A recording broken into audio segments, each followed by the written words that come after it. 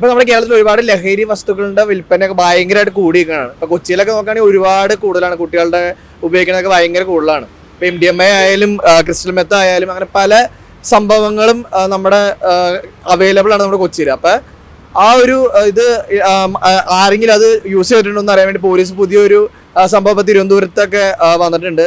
എന്തോ തുപ്പി കഴിഞ്ഞ് അതിന്റെ ഉമിനീര് വെച്ചിട്ട് ആളത് യൂസ് ചെയ്തിട്ടുണ്ട്. നമ്മുടെ ഊതിക്കണ പരിപാടി പോലെ തന്നെ വന്നിട്ടുണ്ട്, തുപ്പലം വെച്ചിട്ട് എന്തോ സംഭവം. അതിനെപ്പറ്റി എന്താ പറയാനുള്ളത് നമുക്ക് നമ്മുടെ ചെറുത്താനോട് ചോദിച്ചു നോക്കാം. വളരെ നല്ല കാര്യം. ഇപ്പൊ മദ്യപിച്ച് വണ്ടി ഓടിക്കുന്നവരെ ചെക്ക് ചെയ്യുന്നുണ്ട്. അപ്പോൾ അതായത് ഊതിച്ച് ഒരു എത്ര റീഡിങ് എങ്ങനെയാണെന്ന് എനിക്കറിയത്തില്ല, എന്തോ ചെയ്തിട്ട് ഓക്കെ മദ്യപിച്ചിട്ടുണ്ടെന്ന് പറഞ്ഞാൽ ഉടനെ പെറ്റിയടിക്കും. അതിപ്പോൾ ഓരോരുത്തർക്ക് എത്ര പെറ്റിയടിക്കുന്നത് എനിക്കറിയത്തില്ല. 10,000 ഒക്കെ പെറ്റി കിട്ടുന്നുണ്ട്. 10,000 എല്ലാവർക്കും അടിക്കുമെന്ന് അറിയത്തില്ല. നമ്മൾ പിടിക്കുമ്പോൾ സാഹചര്യം അനുസരിച്ച് അവരെങ്ങനെയാണ് അത് മാനേജ് ചെയ്യുന്നതെന്ന് അറിയത്തില്ല. പിന്നെ അതുപോലെ തന്നെ ഇപ്പോൾ ഇങ്ങനെ ഒരു യൂസ് ചെയ്ത ഒരാളെ വഴിയിൽ ഇപ്പോൾ വണ്ടി ഓടിച്ചു പോകുന്നു, അങ്ങനെ പിടിച്ചാൽ അതിനും പെറ്റിയടിക്കുമായിരിക്കും. പക്ഷേ ഇവിടുത്തെ രസം എന്നാന്ന് വെച്ചാൽ ഇപ്പോൾ ഇവിടെ മദ്യപാനത്തിനകത്ത് ഇത്ര % അടിച്ചിട്ടുണ്ടെന്ന് തോന്നിയെന്ന് വിചാരിക്കുക. ഇപ്പോൾ ഒരാളൊരു ബിയർ അടിച്ചു, അയാൾക്ക് വണ്ടി ഓടിക്കാൻ ഒരു ബുദ്ധിമുട്ടും ഉണ്ടാകത്തില്ല. അയാളെ പിടിച്ച ആ ഒരു തോതിലാണോ പെറ്റിയടിക്കുന്നത്, അതോ അടിച്ചതുകൊണ്ട് വലിയൊരു കുറ്റമുണ്ടോ? ഇത് അടിച്ചതുകൊണ്ട് വണ്ടി ഓടിച്ച് എല്ലാവരും പോയി ഇടിക്കത്തൊന്നുമില്ല. ഇയാൾ എന്തെങ്കിലും തരത്തിലുള്ള മിസ്ബിഹേവിയേഴ്സ് കാണിക്കുന്ന ആളാണോ എന്നൊന്ന് അറിയണം. അത് റിപ്പീറ്റഡ് ആയിട്ട് ഇതുപോലെ പ്രശ്നങ്ങൾ ഉണ്ടാകുന്നുണ്ട്. ഇപ്പോൾ ഒരാളെ 2 പെഗ് അടിച്ചാലും ഒന്നും വണ്ടി ഇടിക്കത്തൊന്നുമില്ല. പക്ഷെ പെറ്റി അടിക്കുമ്പോൾ ആ ഒരു കൺസിഡറേഷൻ ഇല്ല. പക്ഷെ പല രാജ്യത്തും അതുണ്ട്. ഡെവലപ്പ് കൺട്രീസിൽ അങ്ങനെ ഉണ്ടെന്ന് എനിക്ക് തോന്നുന്നില്ല.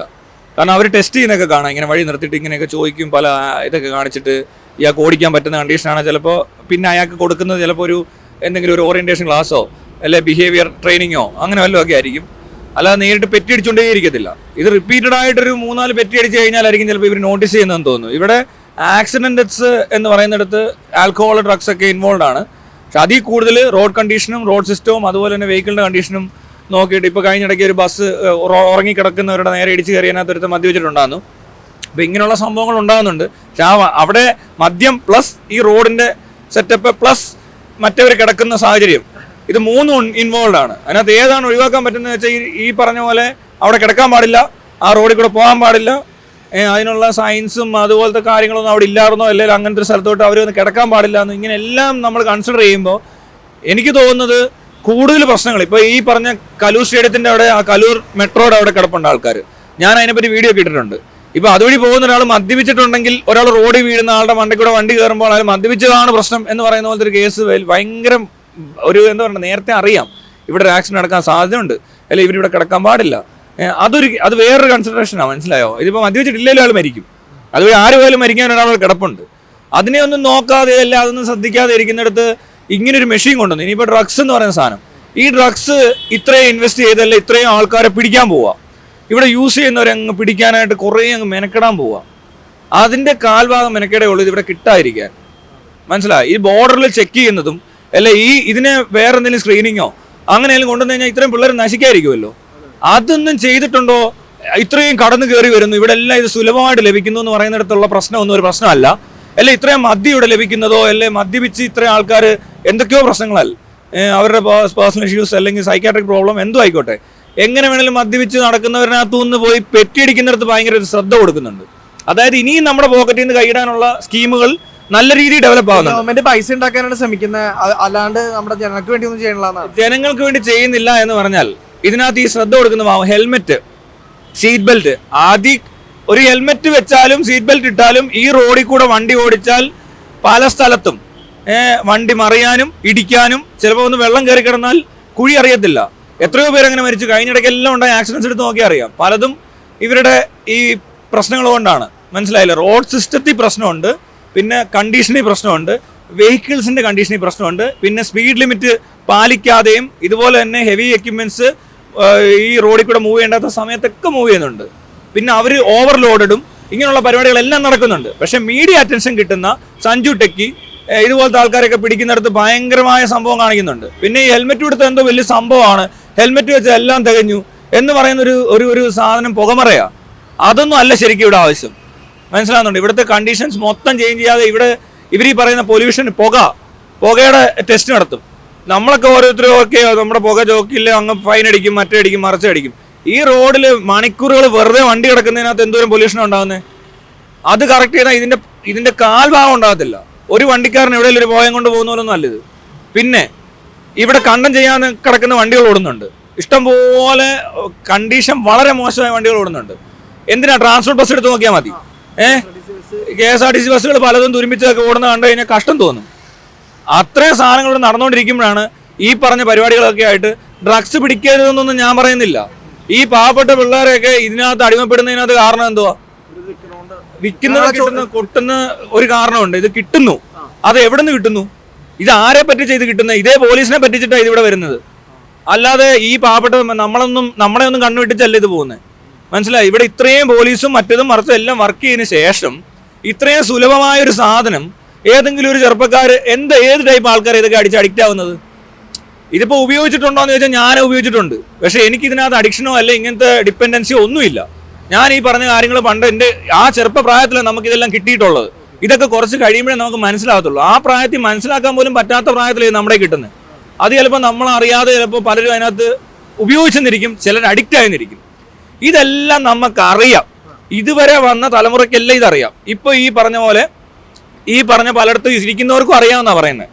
പക്ഷെ അവർക്ക് ഇത് തടയാൻ ഉദ്ദേശമില്ല.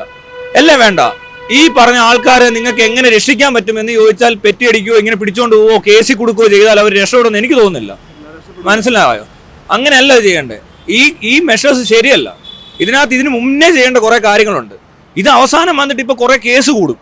കുറേ പിള്ളേരെ പിടിച്ചു, അവനെ പിടിച്ചു, ഇവിടെ കുറേ ഡ്രഗ് ഡീലേഴ്സിനെ പിടിക്കുന്നുണ്ട്, ലൊട്ടിലൊടുക്ക് കുറേ എണ്ണത്തിനെ പിടിച്ച് കുറേ കേസ് ഉണ്ടാക്കുന്നുണ്ട്.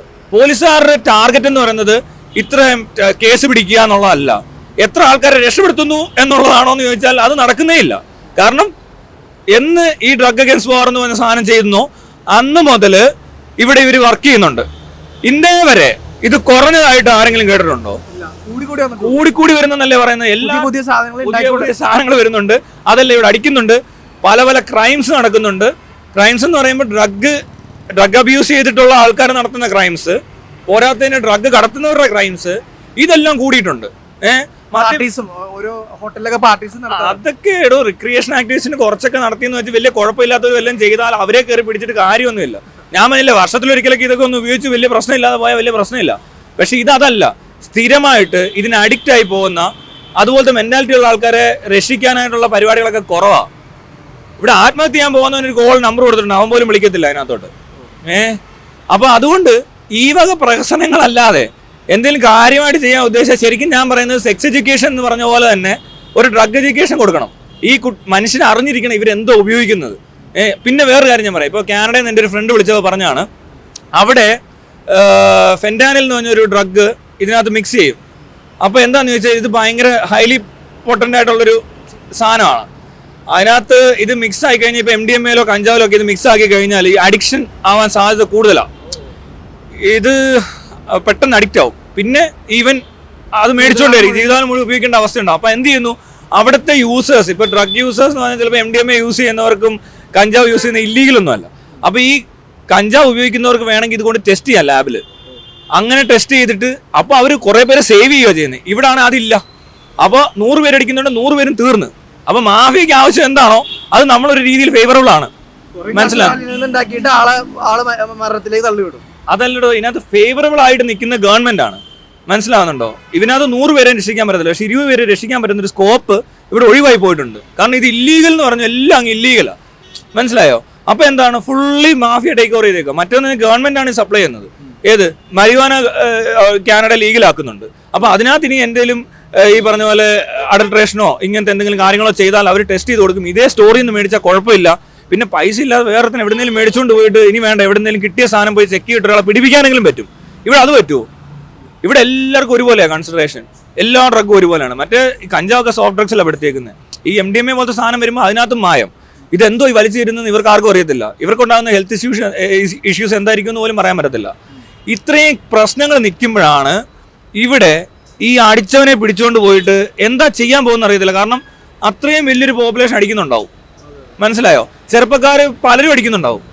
ഇതിവിടെ എപ്പോഴാണ് എത്തിയത്? ഇന്നലെ എത്തിയതാണോ? അപ്പോഴാണോ മെഷീൻ കൊണ്ടുവന്നത്? ഇതിന് മുന്നേ ഈ ബോർഡറും കടന്ന് ഇവിടെ നിന്ന് എല്ലാം കയറി വരുന്നത് പിടിക്കാൻ അറിയത്തില്ല എന്നോ? അതിനൊന്നും ഒരു ഇൻവെസ്റ്റ്മെന്റും ഇല്ലേ? ഇതെല്ലാം ഇനിയിപ്പം കണ്ടോണം. ഇതിന്റെ കേസിന്റെ എണ്ണം കൂടി, കുറെ ചെറുപ്പക്കാർ കേസിൽ കുടുങ്ങി. ഇതെന്ത് ജീവിതം ഇവിടെ? മനസ്സിലാവുന്നുണ്ടോ? നമ്മൾ സംരക്ഷിക്കേണ്ടവരാണ് എന്ന് പറയുന്നവരാണ് ഇന്ന് അവരെ ശിക്ഷിക്കാൻ മുന്നോട്ടിറങ്ങുന്നത്. മനസ്സിലാകുന്നത്? സംരക്ഷണം കൊടുക്കാതെ കുറെ കുട്ടികളെ ഇതിനകത്തൊക്കെ പെട്ട് അറിവില്ലാത്തവർ തന്നെ ഇത് പലരും മെന്റലി ബുദ്ധിമുട്ടുള്ളവരായിരിക്കും. ഡിപ്രഷനോ ആങ്സൈറ്റി എന്ത് തരത്തിലുള്ളവരാണെങ്കിലും അവർക്കാണ് ഈ സാധനം കിട്ടുമ്പോൾ പ്രശ്നമുള്ളത്. പിന്നെ സ്കൂളിൽ കിട്ടിയെന്ന് പറയുന്നു, സ്കൂളിന്റെ പരിസരത്തൊക്കെ കഞ്ചാവ് എടുത്തോ മറ്റേ വരച്ചോ, ഇതെങ്ങനെ ഇവിടെ വരുന്നേ? മനസ്സിലാവുന്നുണ്ടോ? പിന്നെ ഇവരെയൊക്കെ പിടിച്ചു കഴിഞ്ഞാൽ ഈ പറഞ്ഞ പോലെ പെഡ്ലേഴ്സ് എന്ന് പറഞ്ഞുകൊണ്ടോ അല്ലെ പുഷേഴ്സ് എന്ന് പറഞ്ഞവരെ പിടിച്ചിട്ട് ഒരു കാര്യമില്ല. കാരണം ഇവിടെ തൊഴിലില്ലാത്തവരുടെ എണ്ണം കൂടുന്നുണ്ട്. ഡ്രഗ് അഡിക്ഷനേക്കാൾ കൂടുതൽ തൊഴിലില്ലായ്മയാണ് വർദ്ധിച്ചുകൊണ്ടിരിക്കുന്നത്. ഈ തൊഴിലില്ലാത്ത അവസരത്തിൽ എന്തെങ്കിലും തരത്തിൽ കാശുണ്ടാക്കാൻ ആരെങ്കിലുമൊക്കെ ശ്രമിച്ചുകൊണ്ടേയിരിക്കും. ഒരുത്തിനെ പിടിച്ചാൽ 100 പേര് വരും അവിടെ. ആ റിക്രൂട്ട്മെന്റ് ഈസിയാ. മനസ്സിലായോ? മറ്റിടത്ത് ജോലി കിട്ടുന്നതിനേക്കാൾ കൂടുതൽ സാധ്യത ഇവിടെ ജോലിക്കുണ്ട്. ഇപ്പൊ തനിക്കാണല്ലോ എനിക്കാണല്ലോ ആ ജോലി കിട്ടും, വലിയ ക്വാളിഫിക്കേഷൻ ഒന്നും വേണ്ട, എന്നാൽ കാശും കിട്ടും. അപ്പോൾ ഇവന് ഒരു നിവൃത്തി ഇല്ലാതിരിക്കുന്നവൻ ചിലപ്പോൾ ഇതിനായിരിക്കും പോകുന്നത്. അവർക്ക് റിക്രൂട്ട്മെന്റ് എളുപ്പമാണ്. ഇതിനുള്ള എല്ലാ സാധ്യതകളും ഇവിടെ ഉണ്ട്. അത് കഴിഞ്ഞിട്ട് ഇനിയിപ്പോൾ അടിക്കുന്നവരെ പിടിച്ച് കുറെ കേസിൽ കൂടെ പെടുത്തിയിട്ട് ഇവരെന്തോ അടുത്ത പ്ലാനെന്ന് എനിക്കറിയത്തില്ല. മനസ്സിലായി? ഇവരെന്താ ചെയ്യാൻ പോകുന്നത്? ഈ പറഞ്ഞ ഒരാൾ എങ്ങനെയും തരത്തിൽ ഇതിനകത്ത് പെട്ടുപോയി അല്ലെ, അയാൾ അത് ഉപയോഗിക്കേണ്ടി വന്നു. ചിലപ്പോൾ 1 പ്രാവശ്യം ഉപയോഗിച്ചിട്ടുണ്ടാകത്തുള്ളൂ, 2 പ്രാവശ്യം ഉപയോഗിച്ചിട്ടുണ്ടോ, ഇവൻ എന്തെങ്കിലും സൈക്കാട്രിക് ഡിസോർഡർ ആയോ? ഈ കണ്ടീഷൻ വെച്ചിട്ടാണോ ഇവർ റീഹാബ് ആണോ ചെയ്യാൻ പോകുന്നത്? അതോ ഇനി ഇവരെ കേസിൽ പെടുത്തിയിട്ട് പെറ്റി അടിച്ച് കേസിൽ കുടുങ്ങി ഇവനൊരു ജീവിതകാലം മുഴുവനും ജീവിതകാലം മുഴുവൻ നടക്കേണ്ടി വരും. കോടതി കയറി കഴിഞ്ഞാൽ പിന്നെ ഇതിനേ സമയം കാണത്തുള്ളൂ. അങ്ങനത്തെ ഒരു അവസ്ഥയിലോട്ട് എത്തുമോ? കാരണം MDMA എന്ന് പറയുന്ന ഡ്രഗ് ഹാർഡ് ഡ്രഗ്സിൽ പെടുന്നതാണ്, അതിന് സിവിയറിറ്റി കൂടുതലാണ്. ഇത് കൈ വെച്ച് പിടിച്ചു കഴിഞ്ഞാൽ ഇപ്പോൾ കഴിഞ്ഞിടയ്ക്ക് പരിക്കുട്ടിയെ പിടിക്കുന്നുണ്ടെന്ന് പറയുന്നുണ്ട്. പിന്നെ ആരാ ഇപ്പൊ തൊപ്പി എന്നൊക്കെ പറയുന്നത് ഇതിനകത്ത് പെട്ടിട്ടുണ്ട്. ഇതെല്ലാം ചെറുപ്പക്കാരാണ്, ഇവരെല്ലാം ഇതിനകത്ത് പെട്ടുപോയവരാണ്. മനസ്സിലാവുന്നുണ്ടോ? ഈ സാധനം ഇവരുടെ കിട്ടിയെടുത്തു എന്നുള്ള സംഭവം ഇല്ലാതെ ഇവരെല്ലാം പിടിച്ചിട്ട് ഇപ്പൊ എന്തോ ചെയ്യാൻ പോകുന്നത്? ഇവരെ കൊണ്ട് അകത്തിട്ടു, അവൻ അവിടെ നിന്ന് കുറെ പേരെ പരിചയപ്പെട്ടു, കുറെ അവരുടെ ആ ഒരു ഭാവി തകർക്കുക എന്നുള്ള പരിപാടി അല്ലാതെ ഇത് അടിക്കുന്നത്, ഞാൻ പറയാം, ഇത് അടിച്ചതുകൊണ്ട് ആരും നശിച്ചൊന്നും പോകത്തില്ല. പക്ഷെ ഇതിനകത്ത് പിടിച്ചു കഴിഞ്ഞാൽ ഇവിടെ നശിച്ചു പോകും. ഇവിടുത്തെ സിസ്റ്റം അതാ. മനസ്സിലായി? ഇപ്പൊ അമേരിക്കയിലാണെന്ന് തൊപ്പിയെങ്കിൽ തൊപ്പിയെ പിടിച്ചിരുന്നെങ്കിലുള്ള അവർ കൊടുക്കാൻ പോകുന്ന ട്രീറ്റ്മെന്റ് ഇതല്ല. അവിടുത്തെ മീഡിയയിൽ ഇട്ടവരെ നാറ്റിക്കത്തില്ല. മനസ്സിലാവുന്നുണ്ടോ? അവിടെ അത് വേണ്ട രീതിയിൽ ഒരു ഗവൺമെന്റ് റെസ്പോൺസിബിലിറ്റി ഉള്ള ഒരു ഗവൺമെന്റ് ഉണ്ട്. നമുക്ക് ഇവിടെ റെസ്പോൺസിബിലിറ്റി ഇല്ല. ഇവർക്ക് രക്ഷിക്കാനും പറ്റത്തില്ല, സംരക്ഷിക്കാനും പറ്റത്തില്ല, പക്ഷെ ശിക്ഷിക്കാൻ അവർ റെഡിയാണ്. ഏത് കാലത്ത് ഇവർ ജീവിക്കുന്നത്? നമ്മൾ ഇത്രയും അഡ്വാൻസ്ഡ് ആണെന്നാണ് പറയുന്നത്. നമ്മൾ അഡ്വാൻസ്ഡ് ടെക്നോളജി കൊണ്ടുവന്നേക്കും എന്തിനാ? ശിക്ഷിക്കാൻ. മനസ്സിലായി? അഡ്വാൻസ് ടെക്നോളജി രക്ഷിക്കാൻ കൊണ്ടുവരണം, അല്ലാതെ ഇങ്ങനത്തെ പരിപാടിക്ക് അല്ല കൊണ്ടുവരേണ്ടത്. ഇവിടെ ക്രൈംസ് തടയാൻ ശ്രമിക്കുന്നതിന് പകരം ക്രിമിനൽസിന്റെ എണ്ണം കൂട്ടിയിട്ട് അത് വലിയൊരു കെയോസ് ആക്കി സാധാരണ ജനം പേടിച്ച് ജീവിച്ചിട്ട് ഇതിനിടയിൽ എന്തോ ഒരു സാധനം ഇവർക്ക് ബെനിഫിറ്റ് ഉള്ള പോലെ കുറെ ആൾക്കാർ ഇടപെടുക. അത് ശരിക്കും ഒരു നല്ലൊരു ഗവൺമെന്റ് അല്ല, അല്ലെങ്കിൽ നല്ലൊരു ഭരണമല്ല. അതൊരു മാഫിയാണ്. മനസ്സിലായി? ഒരു മാഫിയയുടെ സ്റ്റൈലാണ് അത്. അല്ലാതെ ഒരിക്കലും നമുക്കൊരു ഹ്യൂമൻ റൈസിൽ പെടുത്താൻ പറ്റത്തില്ലൊന്നും. ഇതൊരു മനുഷ്യാവകാശ ലംഘനം ഇത് നടക്കുന്നത്. മനസ്സിലാവുന്നുണ്ടോ? ഒരു മാനസികമായ ഒരു പരിഗണന ഇവിടുത്തെ ആൾക്കാർക്ക്, സാധാരണക്കാർക്ക് കിട്ടുന്നില്ല. ഈ പറഞ്ഞ പിള്ളേർ ആരും അടിക്കുന്നവർക്ക് ഇതിനെപ്പറ്റി ഒരു ഐഡിയ ഇല്ല. ഏതോ സ്കൂളിൽ പഠിപ്പിക്കുന്നുണ്ടോ? അടിക്കരുത്, ഒരു സാധനം തുടരുതെന്ന് പറഞ്ഞാൽ തൊടാൻ ടെൻഡൻസി കൂടുതലാണ്. എന്നാൽ എന്താണെന്നറിയാൻ ക്യൂരിയോസിറ്റി കൂടും. പിന്നെ ഇതിനെപ്പറ്റിയൊക്കെ നല്ല രീതിയിൽ ഈ കഞ്ചാവ് എന്ന സാധനം ഉണ്ടല്ലോ, ഈ ലീഗലായ രാജ്യങ്ങൾ, പക്ഷേ ഒരു കാര്യമുണ്ട്, കുറച്ചുകൂടിയൊക്കെ ഇതേപോലത്തെ ബേസ് ഇട്ടിട്ട് അവർ ചെയ്തേക്കുന്നത്. നമുക്ക് പെട്ടെന്ന് ചെയ്യാൻ പറ്റത്തില്ലായിരിക്കും, പക്ഷെ എങ്കിൽ പോലും ഇതിനെപ്പറ്റി ഒരു ധാരണ, നല്ലൊരു വിദ്യാഭ്യാസം ഈ പറഞ്ഞ ആളുകൾക്കുണ്ടെങ്കിൽ അതിനകത്തുനിന്ന് ഒരു 10% ആൾക്കാർ രക്ഷപ്പെടും. പിന്നെ ഞാൻ പറഞ്ഞ പോലെ ടെസ്റ്റിങ്ങും ഈ അടിക്കുന്ന സാധനം എന്താണ്, ഇത് കൊള്ളത്തില്ല, ഒരു ഉപഭോക്താവെന്ന നിലയ്ക്ക് ഉപഭോക്താവ് ഉണരൂ, മോശം സാധനം മേടിച്ചടിക്കേണ്ട ആവശ്യമൊന്നുമില്ല. പിന്നെ ലീഗലാക്കി കഴിഞ്ഞ് ഇവിടുത്തെ മദ്യ കച്ചവടവും സിഗരറ്റ് കച്ചവടവും മറ്റ് പല പരിപാടികളും ഇച്ചിരി കുറഞ്ഞു പോകും. ഈ ഗവൺമെന്റ് തന്നെയല്ലേ ഇത്രയും പൈസ അനൗൺസ് ചെയ്തത്, എല്ലാ പ്രാവശ്യം കള്ളു വിറ്റതിന്റെ ലാഭക്കണക്ക് പറയുന്നത് അവർ തന്നെയല്ലേ. ഈ പറഞ്ഞ മെഷീനും കൊണ്ട് നടന്ന അതിന്റെയും കൂടെ കൂട്ടിയാണോ ഇത് പറയുന്നത്? ഇതെല്ലാം കൂടെ കൂട്ടുമ്പോൾ നമുക്ക് നല്ല ലാഭമാണ്. ഈ കച്ചവടം ലാഭം ഉണ്ടാക്കലല്ല ഒരു ഗവൺമെന്റ് ചെയ്യേണ്ട, ഒരു നല്ലൊരു സമൂഹം ചെയ്യേണ്ട അതല്ല. ഇത് നമ്മളെപ്പോലെ തന്നെ അപ്പുറത്തേക്കുന്ന ആള് ഇതേപോലെ തന്നെ എല്ലാ നമ്മുടെ സുഖങ്ങളോ ദുഃഖങ്ങളോ എന്തോ ആയിക്കോട്ടെ അയാൾക്കുണ്ടെങ്കിൽ അത് നമ്മൾ കൺസിഡർ ചെയ്യണം. അല്ലാതെ ചുമ്മാ ഇടന്നുകൊണ്ട് ഇങ്ങനെ അവരെ കുറ്റം പറഞ്ഞു, ഇവരെയും കുറ്റം പറഞ്ഞു, ഇവനെ ശിക്ഷിച്ച് ഒരുത്തനെ കിട്ടി അവനെ അങ്ങ് ഇല്ലാണ്ടാക്കി. മൊത്തത്തിൽ സൊസൈറ്റിക്ക് ആ പ്രശ്നമുണ്ട്. ഇപ്പൊ തൊപ്പിക്ക് നേരെ ഒരു സാധനം വരുമ്പോൾ അത്രയും അറ്റൻഷൻ കിട്ടുന്നത് അതുകൊണ്ടാണ്. തൊപ്പി എന്ന് പറഞ്ഞ ആളെ അങ്ങ് കൊന്നാൽ, അവനെ അങ്ങ് ഇല്ലാണ്ടാക്കിയാൽ, അല്ലെ ആ സഞ്ജു ടെക്കി എന്ന് പറഞ്ഞ അഹങ്കാരമാണ്. അവൻ എന്തു ആയിക്കോട്ടെ, അവൻ എന്ത് ചെയ്താലും അവനൊരു ക്രൈം ചെയ്തിട്ടൊന്നുമില്ല. മനസ്സിലായോ? അവനെ ഇല്ലാണ്ടാക്കുന്നതിന് ഭയങ്കര ഒരു പബ്ലിസിറ്റിയും കിട്ടി, അവനെ ആജീവനാന്തകാലം അവനെ അങ്ങ് ലൈസൻസ് കട്ട് ചെയ്യണം, അവന്റെ വണ്ടി ഇവൻ മേലാൽ ഓടിക്കരുത് എന്ന് പറയുന്നൊരു സൊസൈറ്റിയും കൂടെ നമ്മൾ.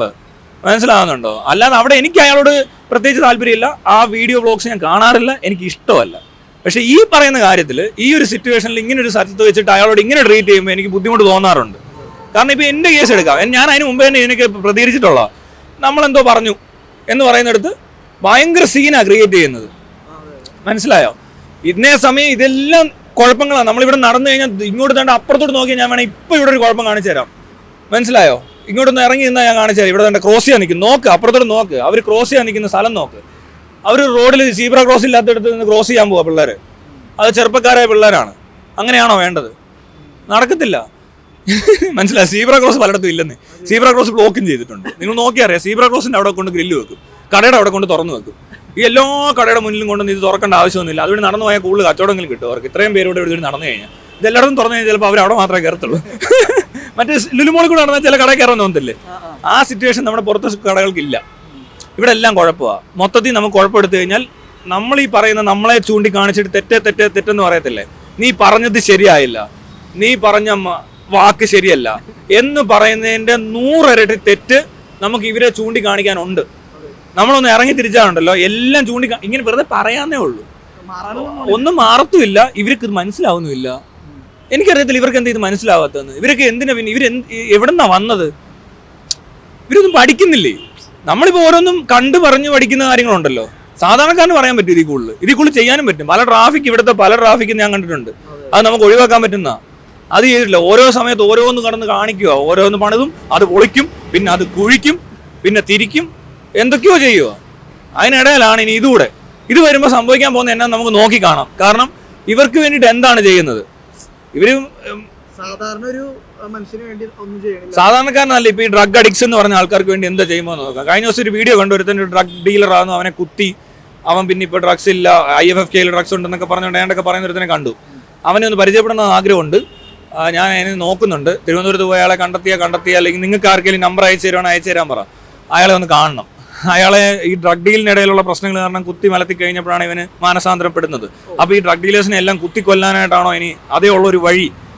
നെഞ്ചിന് കുത്തു കിട്ടിയാൽ ഇവർ രക്ഷപ്പെടുവോ എന്നറിയണം. അവൻ എപ്പോഴാണ് രക്ഷപ്പെട്ടത്? അല്ലാന്ന് അയാൾ എന്ത് ചെയ്തേനെ? ഇപ്പൊ കണ്ടിട്ടില്ലേ കഞ്ചാവ് പിടിച്ചെന്ന് പറഞ്ഞുകൊണ്ട് എല്ലാം വേറെ വഴിയില്ലാത്ത ആൾക്കാരെ പെടുത്തേക്കുവാന്നേ. നല്ല രീതിയിൽ ഈ പരിപാടി നടക്കുന്നത്. പിന്നെ ഇനിയിപ്പോൾ ഇതിനകത്ത് വലിയ കഥയൊന്നും പറയാനൊന്നുമില്ല. പിന്നെ ലീഗലാക്കി കഴിഞ്ഞാൽ നമ്മളീ പറഞ്ഞ പോലെ തായ്ലൻഡിലോട്ടുള്ള ആൾക്കാരുടെ പോക്ക് കുറയും. മനസ്സിലായോ? ഇവിടെ ഈ 2 സാധനം ലീഗലാക്കിയാൽ മതി. ഒന്ന് സെക്സും, ഒന്ന് ഈ പറഞ്ഞ പോലെ ഡ്രഗ്സ് എന്ന് പറഞ്ഞാൽ ഈ കഞ്ചാവ് മാത്രം. മനസ്സിലായി? അവിടെ പോയാൽ ഇതെല്ലാം ലീഗലായിട്ട് അടിക്കാം. പുറത്തൊക്കെ നടന്ന് അടിക്കുന്നവരുണ്ട്. വളരെ എൻജോയ് ചെയ്തിട്ട് തിരിച്ചു വരും. അവർ ചിലപ്പോൾ ഒരു വർഷത്തിൽ ഒരു പ്രാവശ്യമൊക്കെ പോകാൻ പറ്റുന്നവരുണ്ട്. അത് സാധാരണക്കാർക്ക് പറ്റത്തില്ല. അവരവിടെ പോയിട്ട് അടിച്ചിട്ടിങ്ങി പോരും. അവർക്കത് മതി. ഇവിടെ അത് മതി. പക്ഷെ ഇവിടെ അതും ഇല്ല. അപ്പൊ എന്ത് പറ്റും? ഒന്നും ഇല്ലാത്തടത്തിരുന്ന് ചുമ്മാ അടിക്കും. ഈ MDMA എന്ന് പറഞ്ഞും കഞ്ചാവെന്നൊക്കെ പറഞ്ഞുകൊണ്ട് കിട്ടുന്ന സാധനം എന്താന്ന് പോലും അറിയത്തില്ല. ഇപ്പോഴത്തെ പലരും പറയുന്നതായിട്ട് അവൻ തന്നെ ഇതിനകത്ത് പറയുന്നുണ്ട് അജിനോമോട്ടോയും ഉപ്പും ഒക്കെയാണ്. ഇതൊക്കെ വലിച്ചിട്ട് എങ്ങനെ കിക്കാവുന്നതെന്ന് എനിക്ക് മനസ്സിലാവും. എന്തോ ഒരു കണ്ടന്റ് കുറച്ച് കാണും, ബാക്കിയെല്ലാം അഡൾട്രേറ്റഡ്, ഈ പറഞ്ഞ പോലെ എന്തെങ്കിലുമൊക്കെ മിക്സ് ചെയ്ത് നാശം. അപ്പൊ ശരി.